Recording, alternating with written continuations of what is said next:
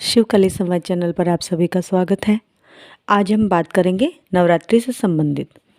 जैसा कि आप सभी जानते हैं, गुप्त नवरात्रि आ रहे हैं और आप में से बहुत सारे बच्चे ऐसे होंगे जो पहली बार साधना करेंगे और जो चाहते होंगे कि उन्हें इन गुप्त नवरात्रों में उनकी साधना का लाभ भी मिले। तो हम आपको आज बताने जा रहे हैं कि 22 जनवरी से शुरू होने जा रहे हैं गुप्त नवरात्रे और 30 जनवरी तक चलेंगे। इन नवरात्रों में आपको किस तरह से साधना करना है, क्या नियम रहेंगे, कितना जाप करना चाहिए, कितना समय देना चाहिए, जिससे कि आपको सिद्धि मिले। बहुत सारे बच्चे हैं जिनके मन में ये शिकायत रहती है, उनके मन में ये रहता है कि वो बहुत प्रयास करते हैं फिर भी उन्हें अनुभव नहीं होते हैं, कोई सिद्धि उन्हें दर्शन नहीं देती है। उसका क्या कारण है? आखिर उनका इतना प्रयास होने के बाद भी उन्हें क्यों आभास नहीं होते, क्यों उन्हें शक्ति दर्शन नहीं देती, जो कि उन्हें प्राप्त होना चाहिए साधना करने के बाद? तो आज हम इसी विषय पर चर्चा करेंगे। उससे पहले यदि मेरे चैनल पर नए हैं तो चैनल को सब्सक्राइब अवश्य करें। मुझे मेरे अन्य इंटरनेट सोर्स पर भी फॉलो करें, लिंक डिस्क्रिप्शन में दिए गए हैं। जो बच्चे अध्यात्म से संबंधित या तो घर की किसी परेशानी से संबंधित मुझसे बात करना चाहते हैं, वो QR कोड से 251 रुपये पे करके मुझसे बात कर सकते हैं। समय रहेगा 2 से 4 के मध्य का। तो आइए चर्चा करते हैं कि क्यों हमें साधना में अथक प्रयास करने के बाद भी सफलता नहीं मिलती है और आने वाले इन गुप्त नवरात्रों में हम ऐसा क्या करें कि हमें माँ के दर्शन प्राप्त हों, अनुभव हो, आभास हो हमें शक्तियों का। आज हम आपको बताते हैं कि ऐसा क्या करना चाहिए कि साधना के दौरान बड़ी सिद्धि हमें प्राप्त हो। देखिए, जो एक बड़ी साधना होती है, चाहे वो किसी भी देवी या देवता की हो, उसमें जाप जो है वो बड़ी महत्वता रखता है। किसी भी साधना में जाप का बहुत अधिक महत्व रहता है कि कितना आपने जाप किया है। जाप की संख्या बहुत महत्व रखती है। जब आप गुप्त नवरात्रि का या कोई भी नवरात्रि का साधना का संकल्प लेते हैं या बात करते हैं दैनिक जीवन में जाप करने की, या बीच में जब भी कभी आपकी साधना चलती है तो आप नॉर्मली 11 माला या 21 माला का ही जाप करते हैं। आप संकल्प ले सकते हैं कि मैं 11 माला करूंगी या 21 माला करूंगी। ये नित्य प्रतिदिन का संकल्प मैं तुम्हें बता रही हूँ। लेकिन जब नवरात्रि चलती है, चाहे वो गुप्त नवरात्रि हो या अन्य नवरात्रि हो, तो जब जो जाप संख्या हमें रखनी है वो हम बताएं आपको कितनी रखनी है। एक अच्छा साधक जो बड़ी साधना, बड़ी सिद्धि की कामना करता है कि उन्हें देवी की सिद्धि प्राप्त हो, वो जब जाप करते हैं, जिन साधकों को, जिन बच्चों को बड़ी सिद्धि चाहिए होती है, जो देवी को सिद्ध करना चाहते हैं, जो दिव्य दृष्टि प्राप्त करना चाहते हैं, उन्हें जाप कितना करना है वो सुने। कि नवरात्रों में जब जाप करते हैं तो माला संख्या जो है वो एक दिन की कम से कम 200 माला होनी चाहिए। कुछ भी करके 202 माला तो आप करेंगे ही करेंगे। कैसे करेंगे?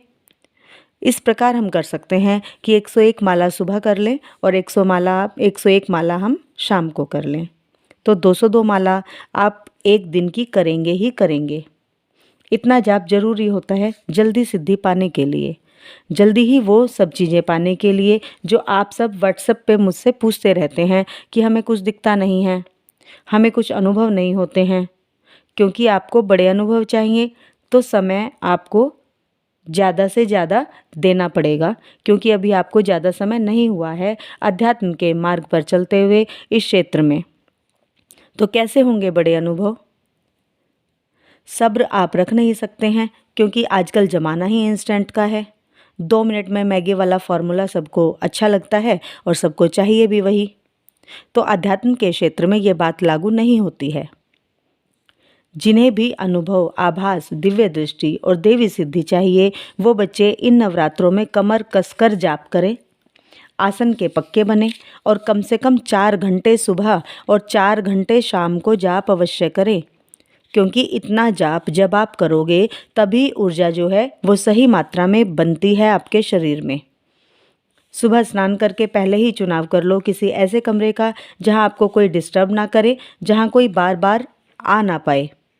खिड़की दरवाजे कवर कर लो ताकि बाहर की आवाज़ अंदर ना आए और आपको डिस्टर्बेंस ना हो।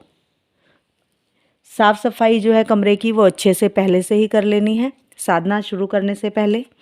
जब साधना पर बैठो तो कान में रुई लगा सकते हो कि कोई भी किसी भी प्रकार की आवाज़ बाहर से आपको ना सुनाई दे, जिससे कि आप डिस्टर्ब हों। आसन पर बैठकर 4 घंटे जाप आपको करना ही करना है। पैर दुखें तो दुखने दो, पैर को लंबा करके फिर से मोड़ कर बैठो। पैर भी दुखेंगे, हाथ भी दुखेंगे, कमर भी दुखेगी इस समय पर। माला पकड़े पकड़े उंगलियां भी दुखेंगी आपकी।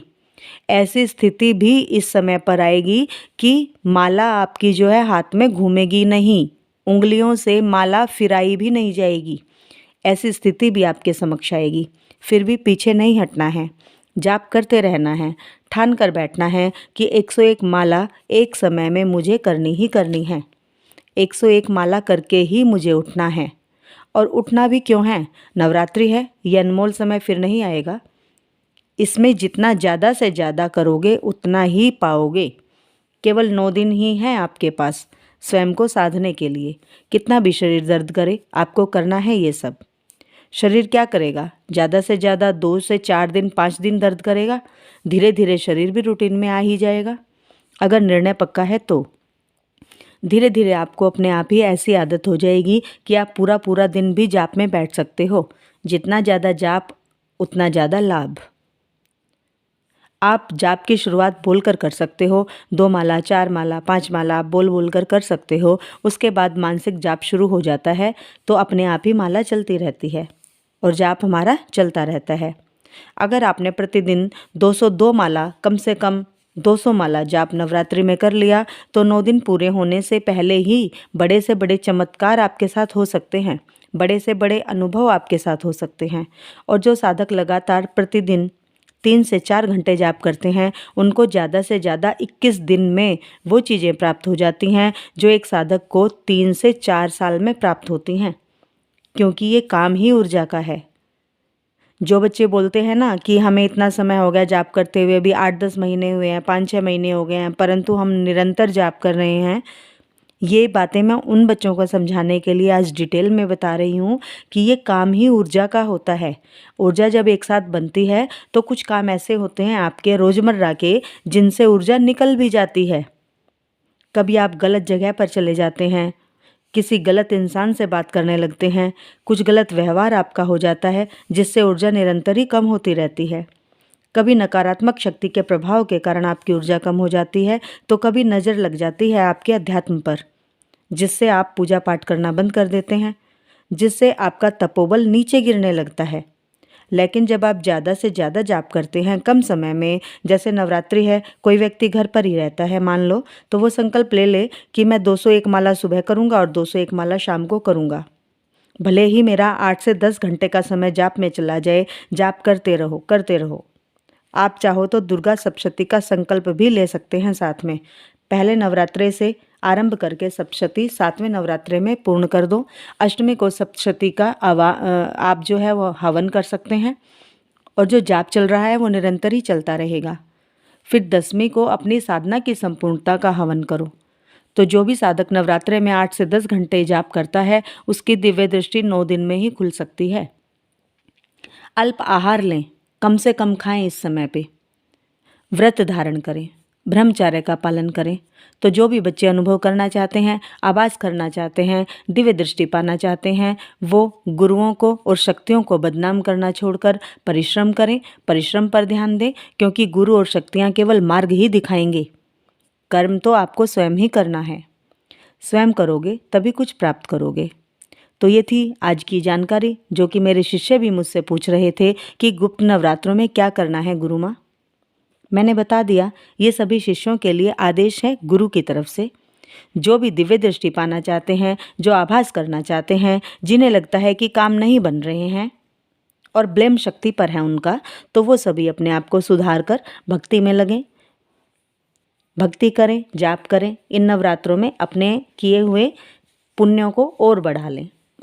वीडियो कैसी लगी कमेंट्स में अवश्य बताएं। वीडियो को लाइक करें। जय माता दी सभी को। जय शिव शक्ति, जय महाकाल, जय महाकाल।